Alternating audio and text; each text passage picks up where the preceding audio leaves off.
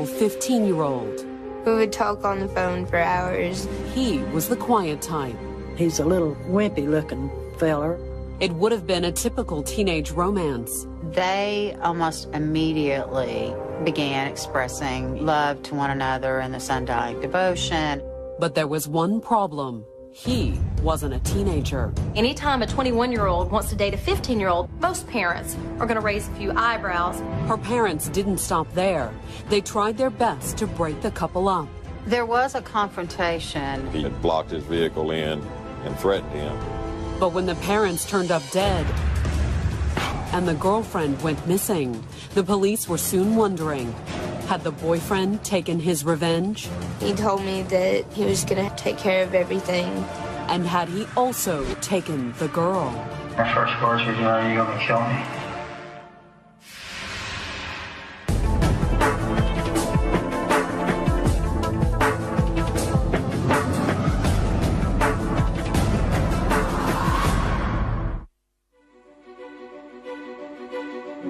Sunday afternoon, July 1st, 2007. In a quiet bedroom community just outside of Knoxville, Tennessee, relatives pulled up outside the home of 15-year-old Amanda McGee and her parents, Terry and Elisa. Family members had been trying to get a hold of Lisa McGee for a couple of days, and they grew very concerned because it wasn't like her not to return their phone calls.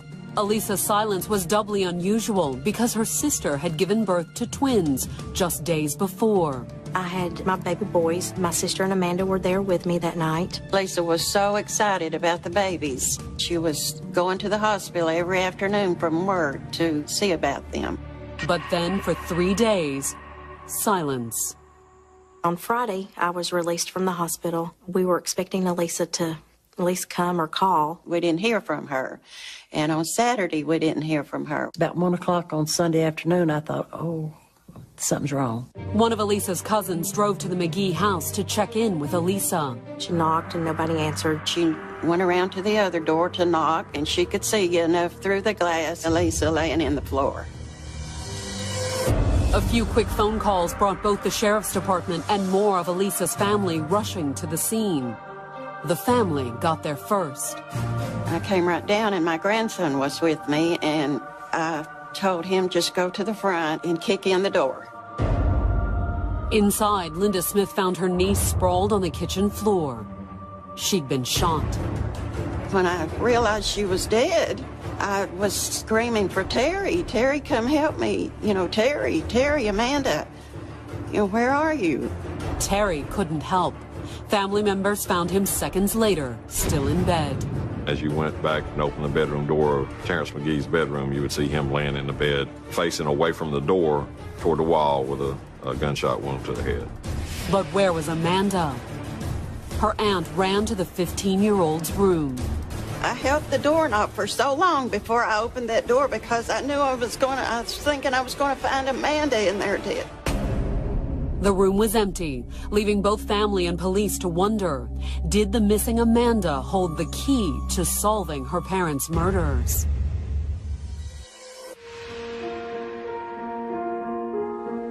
Amanda McGee grew up barely knowing her birth mother. My biological mom and I had no relationship. I didn't know her well enough to have a relationship. After her and my dad divorced when I was 4, she didn't have no contact with me. Amanda's mother was a drug addict, and Terry felt the need to get Amanda out of that kind of situation. They divorced, and he became a single father. When Amanda was 8 years old, her father began dating a 35-year-old accountant named Elisa Hackworth. I remember the first time they met. It was awesome. We went to Red Lobster, and I remember talking her ear off. He didn't have one word in edgewise, because I fell in love with her the first moment I seen her. The feeling was mutual. Elisa didn't have any children, and she loved children, and she immediately fell in love with Amanda. After a year of dating, Terry and Amanda soon moved in with Elisa. I believe that gave him hope for Amanda to have a typical girl's life. He needed somebody to help him with his little girl, and Lisa just seemed to be the right one. Amanda embraced her new mother from the start. She was always there for me. She helped me with my homework. She was a great mother figure to me. She always called her mom. She said, my mom this, my mom that. It was a perfect relationship, we thought. After 4 years of living together, Terry and Elisa decided to make their relationship official. Terry wanted to be married, so it was, a family for Amanda. They wanted to do the right thing. He just wanted to sneak off somewhere and get married, but we insisted that we could be involved. And they got married at my house, May the 20th of 2004. While Amanda's relationship with her stepmother blossomed, her relationship with her father became increasingly contentious. Me and him would always be mad at each other. We'd stay mad at each other about various things. She and father were basically doing what most parents and teenagers do, and that's war with each other over independence.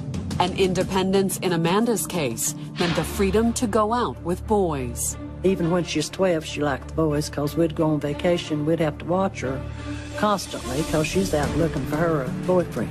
I went on vacation with her, and she spent all this time with this guy. She was very, very boy crazy. When Amanda was in 7th grade, the struggle with Terry became serious enough to draw outside attention. Me and my friend was writing about the abuse I was going through, talking about how I wanted to run away, get away from it, and I was tired of it. Well, my teacher took up the letter and brought it to my counselor. The Department of Children's Services here in Tennessee got involved immediately. They investigated, and then the investigation was closed, and it was said that it was unfounded. Were Amanda's allegations of abuse just preteen melodrama, or had the system failed to protect her? In spite of her troubles at home, over the next few years, Amanda grew into the typical teenager with a typical teen social life. I was too occupied with playing soccer and going to school and going over to friends' house. We would talk on the phone for hours, and either I'd be over there or she'd be over at my house all the time. She had her share of boyfriends, too. I was in a relationship, and I thought I loved this guy. I thought I loved a lot of guys. She did have boyfriends. It's just a typical teenager. They might change week to week, day to day, but she did have boyfriends. That would change in May of 2007, when Amanda met her first serious boyfriend. She met him through a mutual friend.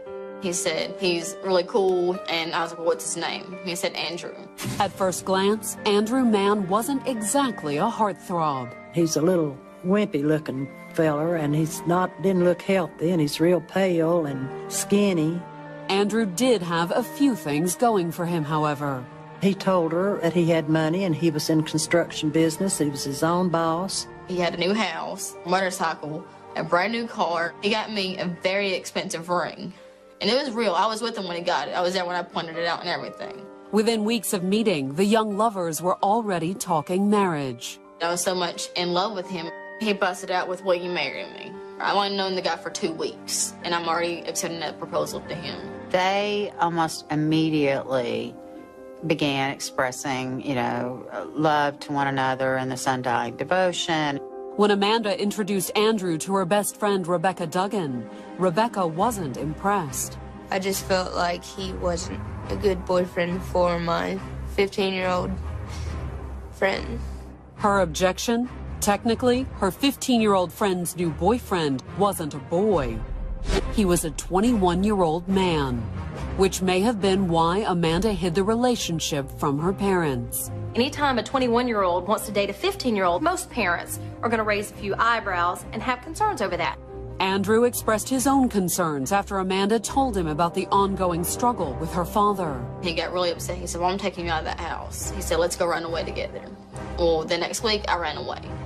Worried, Terry and Elisa filed a missing persons report. Then, a week after she disappeared, they received a call from Andrew Mann's grandmother. As it turned out, the couple had been staying with her just a few miles away from the McGee's home. His grandmother called my parents and said, we have your daughter here, and I'm sure you're looking for her, and yeah, so he had to bring me home. Amanda returned home, but not for long. On June 12th, she ran away with Andrew again. This time, she was only gone a few hours. Lisa calls Andrew and says, I know my daughter's with you. You gotta bring her home right now. If she's not here in 30 minutes, I will get a hold of you. Both y'all will be in jail. When Andrew finally drove Amanda home, Terry was waiting. I get home, and my dad blocks Andy in the driveway. And They have a very, very big argument. My stepmom put me in the house and she said, close the door, I don't want you to see this or hear this. Terry requested his driver's license and tag number, so if this were to happen again, it might end more quickly, to where the police could get involved and track him down. After the confrontation, Elisa told her sister that she and Terry hoped it was the last they would see of Andrew Mann. My sister had told me, I think we scared him and this won't happen again. On the afternoon of July 1st, just a few weeks after Terry and Andrew's driveway confrontation, Elisa's cousin came to the house looking for Elisa. There was a birth in the family, and everybody expected her to come visit. She didn't, so they went over to check on them. They looked through the window, and they actually saw Elisa McGee slumped over on the floor and then called police. Knox County 911. We had an emergency, please, at 3824 Jolly Lane. What type of emergency? Well, I don't know. We didn't talk to my niece for 2 days, and my other niece went over to her house, and she called me back screaming. She said, don't call along. Their cars are there, and... Oh. It's a medical emergency? I don't know, honey. It must be worse than that, because we can't get them to answer the phone, and that's why we went to see about them. Elisa McGee, Terry McGee, and Amanda McGee. Within minutes, sheriff's deputies were on the scene. Inside the house, they found both Elisa and Terry dead. Both victims had been shot. You had one victim laying in bed like he had been asleep, and another victim in the kitchen laying on the floor, and there was no major signs of a struggle or forced entry or anything like that. There was also no sign of 15-year-old Amanda. There was a juvenile daughter that was missing from the house. We were scared that something bad had happened to Amanda. That's what our thought was. I was telling them, Amanda's missing. Amanda's missing. They've done this to Terry and Elisa and kidnapped Amanda. Coming up, one of Amanda's friends has information that may help police find both Amanda and her parents' killer. I looked down the road and I just saw a bunch of police cars, and I knew right away what had happened.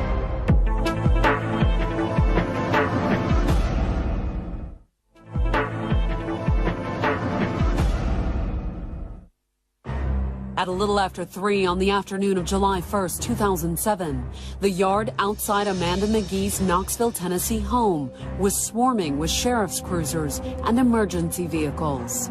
From Jolly Lane, where the house is, way back to Solway Road, was police cars and detectives and the sheriff and ambulance and the fingerprint people, just everybody. Law enforcement had been summoned by Amanda's relatives, who had dropped by the house to check on the family. Knox County 911. We had an emergency, please. It's a medical emergency? I don't know, honey. It must be worse than that, because we can't get them to answer the phone, and that's why we went to see about them. Elisa McGee, Terry McGee, and Amanda McGee. Who is that? That's the people that live there.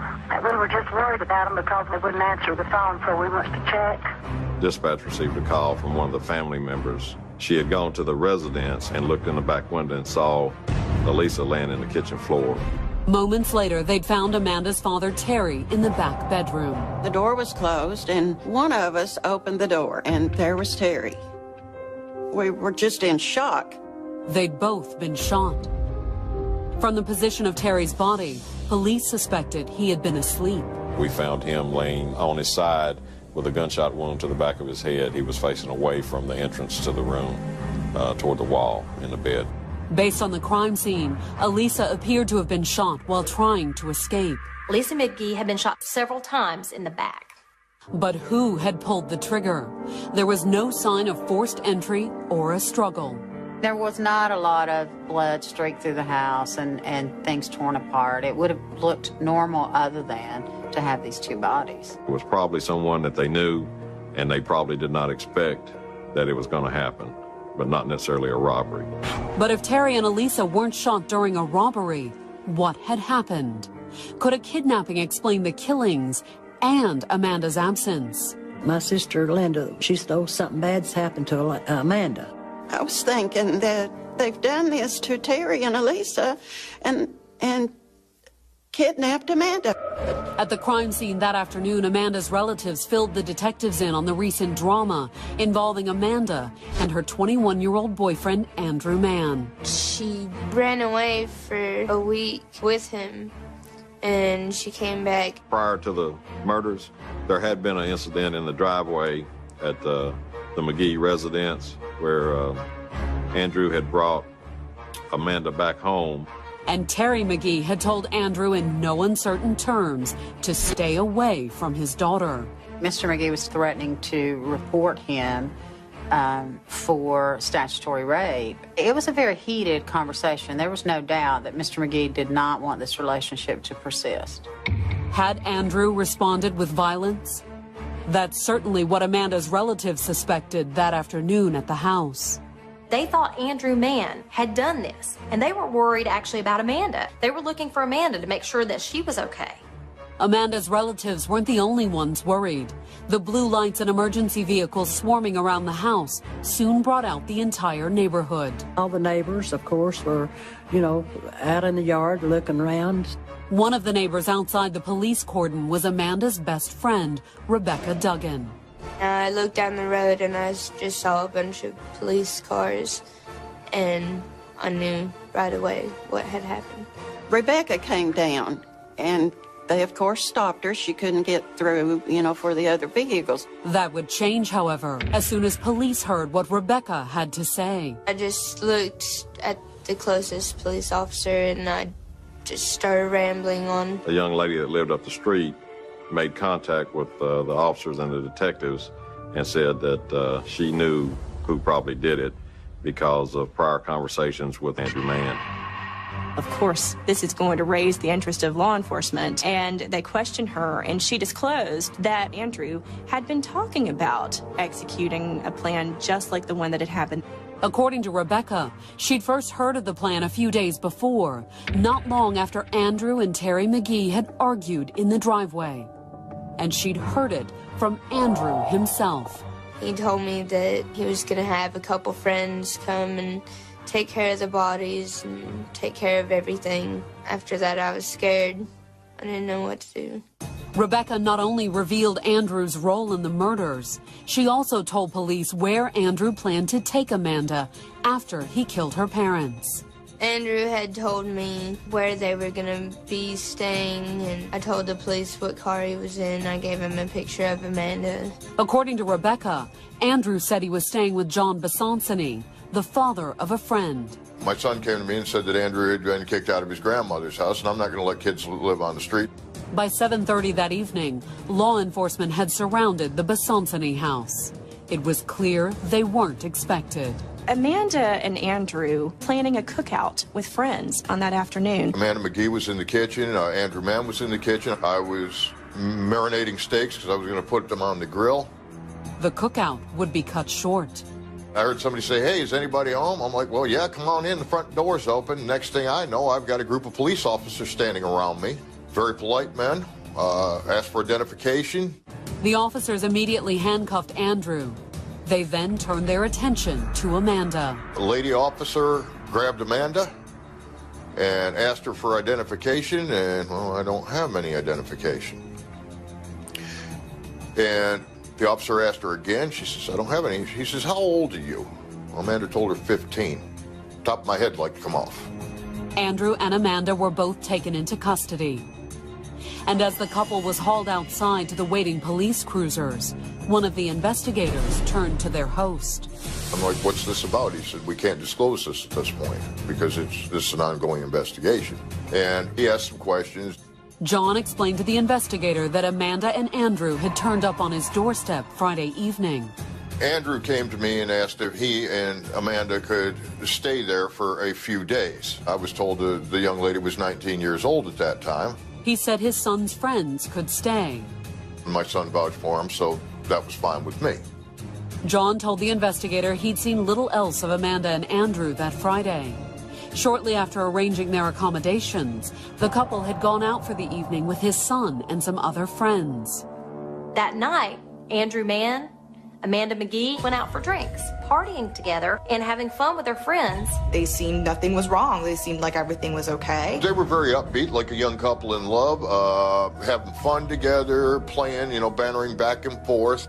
And the fun had continued the next day with a motorcycle ride to the mountains and a shopping spree. It was probably $700 or $800 worth of items, Old Navy, so on and so forth. Sunday morning, the couple had also accompanied the Besancini family to church. The sermon that day was out of Revelations. Little did the couple know that their blissful weekend together was about to end in a revelation of an entirely different sort. The news that Amanda had been found was quickly relayed back to Elisa's family at the crime scene. The police call and say, yes, we have apprehended them. We've got them both into custody. By this time, though, both the family and the police knew that Amanda was not Andrew Mann's victim. She was his accomplice. Coming up, was Amanda manipulated by her older boyfriend? Or was she the mastermind behind the murders?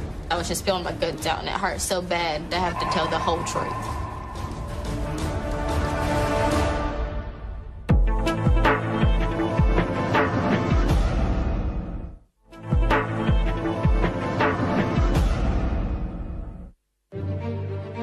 By 7:30 on the evening of July 1st, 2007, Amanda McGee and Andrew Mann were already in police custody. Earlier that day, relatives had found Amanda's parents, Terry and Elisa McGee, murdered and discovered Amanda was missing. We were concerned about Amanda's safety. I didn't know if he had kidnapped her and killed my sister and brother-in-law. Police found both Andrew and Amanda at a friend's house, preparing for a cookout. All of a sudden, we hear a very loud pound, and he said, KPD, open up right now. We have a warrant for Andrew Bryan Mann. And everybody's looking at Andrew like, why do you have a warrant for your arrest? The officers told Amanda they had to take her into custody, too. They said, we're going to take you down to the juvenile court for questioning. And I said, why are you handcuffing me and putting me in the back of a police car then? And they said, well, it's just protocol. As Andrew and Amanda were put in separate police cars, investigators began searching for evidence at the house where the couple was arrested. Next thing I know, I've got a forensics team going through my house. Do you mind if we search it? The forensics team also searched Andrew's car parked outside. It didn't take them long to find what they were looking for. The murder weapon was inside the glove box in the car. The discovery appeared to confirm what Amanda's best friend Rebecca Duggan had already told investigators. According to Rebecca, Andrew told her about his plan to kill Amanda's parents. She also told police she knew where he had gotten the murder weapon because she had given it to him. It was the victim, Terrence McGee's gun. But how did Rebecca get Terry McGee's gun? According to Rebecca, it came from Amanda. She told detectives that the previous Wednesday, Amanda had asked her for a favor. She asked me to go pick Andrew up from the gas station, and she pulled out a Crown Royal bag, and she put it in the passenger side seat, told me not to look in it. Rebecca said she didn't have to. When she made the handover, Andrew had told her what was inside. He picked it up, and I asked him what was in it, and he said a gun.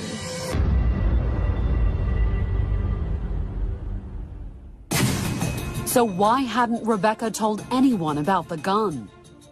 According to Rebecca, she had tried. I knocked on the door, and Amanda answered, and I asked her if I could talk to Terry, and she said, what about? And I said, you know what it's about, Amanda. I'm not gonna let you kill your parents. She started crying, and she looked very torn up, and she told me she would call the whole thing off. She didn't believe that they would really go through with it. That had changed as soon as she'd seen the blue lights around her best friend's house. When I looked down there and I saw all the police cars, all the people, all the family members, I just could not believe it. I didn't think it was real. The same realization was slowly dawning on Amanda's relatives. I heard Rebecca talking to the police, and she said Amanda and Andrew Mann had done this. And I thought, it's unbelievable. She couldn't have done anything like this. She could not have done it. Obviously, Amanda's family did not think Amanda could have had anything to do with this. And I think it took a while to sink in what role she actually had in this. While Amanda was taken to a juvenile detention center, Andrew was ushered into an interrogation room at the Knox County Sheriff's Department. He didn't deny his role in the murders. He told detectives the plot was his idea. It was more so me than it was her. But as the interrogation went on, it became clear that Amanda had been an active participant in the murders. What built up to that Friday? Did y'all discuss things? Went over there on Wednesday to get together. Okay. She wanted me to do it on Thursday, but I was like, well, I said, it's awful risky, so let's give it a day. That's it. Andrew also added a new wrinkle to the story. We found out 2 weeks ago she was pregnant. Okay. And she'll be a month, the 4th of July. Okay. So she was wanting to get out of it before they found out, because if they found out, they'd press charges against me. According to Andrew, Terry McGee had threatened to do far more than report him to the police. Well, he kept on demanding to see my ID, and he pulled a gun on me and said, listen, everybody, you're going to give me the information I want, and I'm going to shoot you. He said, that's your two options. He said, now which one's it going to be? Upon learning she was pregnant, Andrew claimed he and Amanda had decided on a preemptive strike. They planned it for about a week. She stole her father's gun. Andrew told police he'd shown up at the McGee home on the morning of June 29th, armed with the same gun Terry had used to threaten him just 2 weeks earlier. He was let into the house by Amanda. She went back to her bedroom, which is straight back the hall. So I told her, turn the radio up just a little bit where she wouldn't hear nothing. Elisa McGee was at work, but Terry had been asleep in bed, according to Andrew. Went in there and started going around and get back in his head. But why did they also kill Elisa McGee? According to Andrew Mann, she would be a witness who could pinpoint them and maybe send them to jail. So when Elisa arrived home from work at 5:15 that afternoon, Andrew once again sent Amanda back to her bedroom while he confronted Elisa. She had the door closed. She came through and she saw me come through with the gun. I told her to sit down on the couch that we need to talk. And her first words were, you're going to kill me. I told her, I'm sorry, I have to. Andrew Mann gave a full confession to law enforcement about killing Mr. and Mrs. McGee. But what about Amanda? When it was her turn to be questioned, she was initially much less forthcoming. In the beginning, you hear her not wanting to tell the whole story. Detectives tried to shake Amanda up by telling her that Andrew had already told them everything. When she heard that Andrew Mann had confessed to it, she broke down in tears and started telling her story. I cried for the rest of the interview because I was just feeling my guts out, and it hurt so bad to have to tell the whole truth because it's going to come out one way or the other. Once she started talking, she corroborated everything Andrew had already told police. Basically, both of their stories were so that they could still be together. Sheriff's deputies booked them both for the murders of Terry and Elisa McGee. Andrew Mann was charged with 2 counts of first-degree murder. Only 15, Amanda was charged as a juvenile. We charge juveniles with delinquency by manner of whatever crime they've committed. Amanda McGee was charged with 2 counts of delinquency by first-degree murder. But would she be tried as a juvenile? Or would the prosecution attempt to have her tried as an adult? The prosecution will make a decision about whether they want to undergo what's called a transfer hearing and look at a host of factors that are probably pretty common sense: her age, the nature of the crime, and other factors such as that. In Amanda's case, the nature of the crime was stunning enough in its own right. Amanda and Andrew had actually got my sister's ID and credit card. They had gotten gas, and they went out to dinner that evening. In addition to that, the very next day, Amanda and Andrew went shopping. We went to take her out at malls, and he bought me maternity stuff and stuff for the baby. They went to church on Sunday. They did remarkably normal things after killing 2 people. On July 3rd, Amanda sat down and wrote a letter to Andrew, who was being held without bail in the Knox County Jail. In some ways, it was a typical teenage love letter. Amanda McGee's letter was filled with statements of love for Andrew. Amanda's love was tinged with regret. Regret over Andrew's arrest. She wrote a letter that actually said, I hope you don't have to stay in jail a long time. And then she said, you know, you may be 99 before you get out of jail. Don't worry, I'll wait for you and I'll come to visit you. According to the letter, Amanda clearly expected she'd get out of jail soon. I remember writing, talking about how I'm going to get out when I turn 18 and all this other stuff. She was only 15, and she naturally assumed for her that meant that she was just going to spend a little time in juvenile and then she was going to go home. Amanda's astonishing statements didn't stop there either. She actually said, I'm not sorry that it happened, I'm sorry that we got caught. On July 13th, the prosecutors filed to have Amanda McGee charged and tried as an adult. The prosecution sought permission from the court to treat her as an adult because of the nature of these crimes. Coming up, will the court decide Amanda can be tried as an adult? The judge had been crying because his face was really red and it looked like his eyes were wet. And he was like, Miss McGee, may you stand. And at trial, Andrew Mann takes the stand and explains his motive for murdering the McGees. She kept on insisting. She said, well, baby, she said, if you love me, you're going to do this.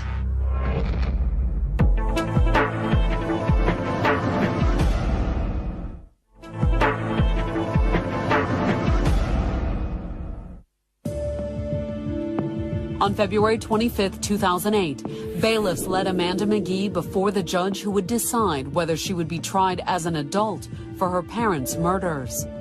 She had been held at the Juvenile Detention Center for 7 months, with no family willing to post bond. I was scared. I was very scared. I was depressed. Very, very, very depressed. We were at a real, struggle with our feelings because we cared about her and loved her, and she was part of our family. Amanda was also 8 months pregnant. I felt sorry for her. She was ready to have that baby, just about. And I thought, oh my, a young lady messing up her life like this. It was very hard. It was, she was such a child and so immature. I didn't know what to do about that, but there wasn't anything I could do about it. It was not up to me. Instead, the decision of whether or not to try Amanda as an adult rested with a judge. There was a lot riding on the outcome. If held and charged as a juvenile, the maximum punishment she could have faced would have been 4 years in the custody of Children's Services. For an adult, first-degree murder carried a far stiffer penalty. The potential maximum penalty would be life without parole. On February 26, both sides made their closing statements. Judge Irwin said, well, let's close for a 5-minute recess for let me to make up my decision. Well, I looked at my attorney and I said, what's going on? And she's like, oh, you're fine, you're fine. I feel very good about this. When the judge came back, it was clear that his decision had not been made lightly. I could tell he hadn't been crying in those 5 minutes because his face was really red and it looked like his eyes were wet. And he was like, Miss McGee, may you stand. His decision? Amanda would be tried as an adult. He was like, Miss McGee, I know you're a very good lady. You have no prior criminal record, but due to the evidence that I have no choice but to send you to adult court. With the second he said adult, I screamed. And I fell back into the chair. Things changed dramatically for her when the prosecution won its effort to treat her as an adult. 2 weeks later, on March 14th, Amanda gave birth to a baby girl. The baby was given up for state custody. It was put into foster care, and ultimately the foster parents adopted the baby. December 1st, 2008, a year and a half after Amanda McGee's parents had been found dead, her boyfriend, Andrew Mann, stood trial for their murders. I walked in the door of trial really wondering what his defense would be. There was no doubt that there was some premeditation involved. Andrew had confessed as much in a statement he made the night of his arrest. He gave a very damning confession. And of course, the facts are pretty chilling. Yet despite his confession, Andrew had pled not guilty to both charges of first-degree murder. A lot of times in a murder case, when it goes to trial, it's simply a disagreement over what level of killing was it. In her opening statement, the prosecutor argued that everything about the crime was premeditated. The father was killed about 11:30 in the morning. They did leave the residence and ride around, go get something to eat. When they came back, about 4:30, they went inside the house and waited for her to arrive. I think a court would have a very difficult time finding that there was anything but calculation going on in that time frame. To underscore the calculated nature of the crime, the prosecutors played excerpts of Andrew's taped confession for the jury. My first words were, "Are you going to kill me?" I told him, "I'm sorry, I have to." Particularly with the stepmother. And that death, it was almost a cakewalk in terms of premeditation. When it was the defense's turn, Andrew's attorney didn't dispute that the killings had been premeditated.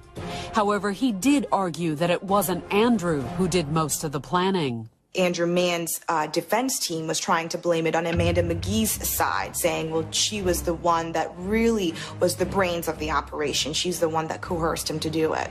According to the defense, Amanda had admitted as much in her jailhouse letter to Andrew. She wrote down exactly what she did. She acknowledged what she did. "I'm sorry, I made you do that." That letter actually was a key piece of evidence for the defense. The letter was also the perfect setup for Andrew to take the stand in his own defense on December 4th. You think of someone that could do something like this would be just a monster. But he was just a naive young man that was very immature. He came across as weepy and weak, and perhaps you could see how he might be manipulated by a teenage girl. And by Andrew's account, he was easily manipulated. Andrew Mann's defense was that he was a very socially awkward, nerdy kind of guy who had never had the affection of a young lady. Amanda hadn't been just any young lady either. According to Andrew, she'd made herself out to be a regular damsel in distress.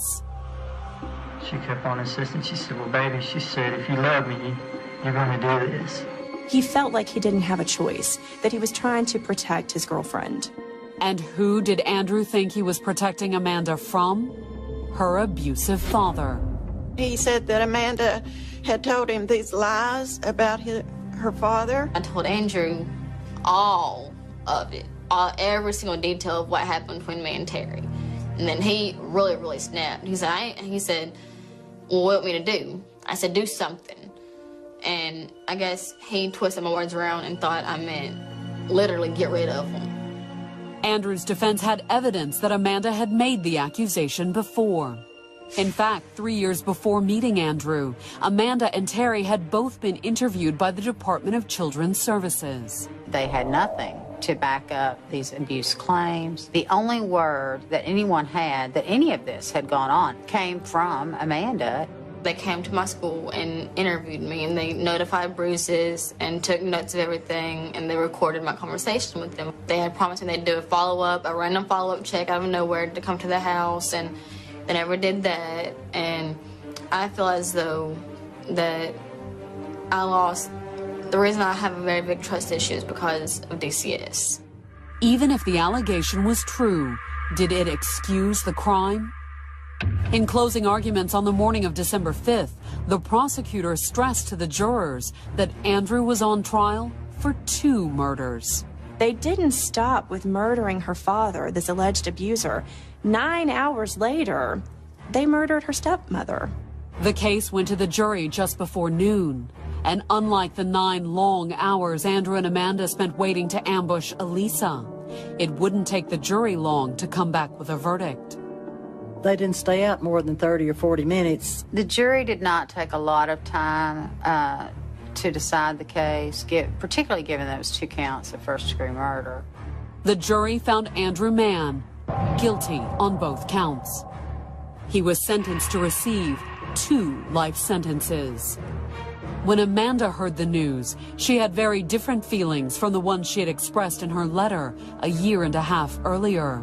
I didn't make him commit those murders. He was 6 years older than me. He had the maturity, supposedly the maturity level, to know that he should have been the older one and the wiser one to say, "No, this is stupid. You're stupid for even thinking about something like that."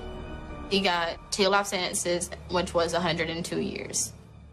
Amanda was absolutely knee-deep in every aspect of this. She was facing the possibility of 2 counts of life without the possibility of release. But the 17-year-old hadn't come to court that morning to face a jury. Instead, she'd come hoping to avoid one. She pleaded guilty to 2 counts of second-degree murder. It shocked my whole family because my whole family was there expecting a trial. If anyone had a shot at getting sympathy from a jury, it would have been Amanda. So it was a surprise when she pleaded guilty. In exchange for the plea, Amanda agreed to a 45-year sentence. I looked at my attorney and I said, well, here you are telling me I've been doing a lot of time in prison. I said, that's a long time, but not as much time as you've been saying I was going to have. And I said, well, let's take it. I was very relieved that she pled guilty because I knew if she didn't, that she would be found guilty. And she probably got a lot less time for pleading guilty. For Elisa McGee's family, it was a relief not to have to sit through another trial.